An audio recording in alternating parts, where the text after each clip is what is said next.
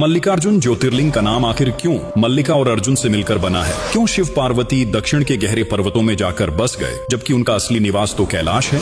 बहुत समय पहले देवलोक में एक प्रश्न उठा, विवाह का अधिकार किसे पहले मिले, गणेश या कार्तिकेय? इस बात को सुलझाने के लिए शिव पार्वती ने एक शर्त रखी, जो सबसे पहले संपूर्ण ब्रह्मांड की परिक्रमा करेगा वही विजेता माना जाएगा। कार्तिकेय अपने तेज, शक्ति और वेग के लिए प्रसिद्ध थे। वे तुरंत अपने मयूर पर सवार होकर निकल पड़े, पर गणेश ने बुद्धि का मार्ग चुना। उन्होंने शिव और पार्वती की परिक्रमा की, कहते हुए कि माता पिता ही उनका संपूर्ण ब्रह्मांड है और वे विजेता बने।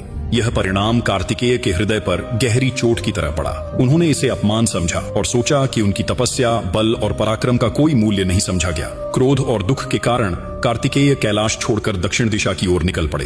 वे नल्लमाला और क्रौंच पर्वतों की ओर गए, जहां उन्होंने मौन साधना आरंभ कर दी, यह निश्चय करते हुए कि वे अब किसी भी पारिवारिक बंधन से दूर रहेंगे। जब गणेश विजेता बने लेकिन कार्तिकेय दूर चले गए तो शिव पार्वती का हृदय व्यथित हो उठा। पुत्र वियोग उन्हें सहन नहीं हुआ और वे भी दक्षिण की ओर कार्तिकेय को मनाने निकल पड़े। कहा जाता है कि जिस पर्वत पर वे रुके, वहां की जैसमीन यानी मल्लिका पुष्पों की सुगंध ने पार्वती का मन अपनी ओर खींच लिया। वहीं उन्होंने मल्लिका पुष्पों से शिव की पूजा की। दूसरी ओर शिव ने कार्तिकेय की पीड़ा को समझते हुए एक नया दिव्य रूप धारण किया, अर्जुन, जिसका अर्थ है शूरवीर। और यही वह क्षण था जब मल्लिका और अर्जुन के मिलन से उस स्थान का नाम बना मल्लिकार्जुन। पार्वती इसी स्थान पर भ्रामरंभा रूप में विराजमान हुई, क्योंकि कहा जाता है कि कार्तिकेय की खोज में वे भौंडरे की तरह दिशाओं में भटक रही थी। अंत में जब कार्तिकेय ने देखा कि उनके माता पिता उनके पीछे आए हैं तो उनका क्रोध शांत हो गया। परिवार में पुनः प्रेम बहाल हुआ और वही पर्वत श्री शैलम मल्लिकार्जुन के नाम से सदा सदा के लिए पवित्र हो गया। इस मंदिर को शिव के 12 ज्योतिर्लिंगों में से एक